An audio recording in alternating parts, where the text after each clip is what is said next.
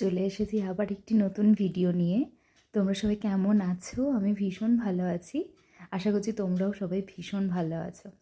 তো আজকে আমি বানিয়েছি গুড় দিয়ে খইয়ের উপড়া।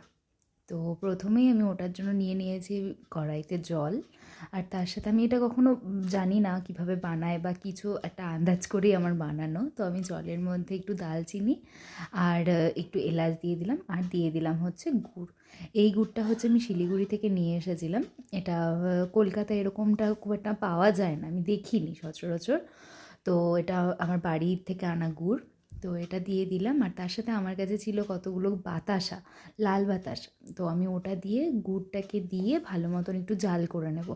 যখনই জলের কনসিস্টেন্সিটা একটু ঠিক হয়ে যাবে, তারপরে আমি এক এক করে বাকি জিনিসগুলো অ্যাড করে দেবো। তো দেখো এখানে জলটা যেভাবে ফুটছে, এটা আরও অনেকটা কমে আসবে ফুটতে ফুটতে, জাল হতে হতে।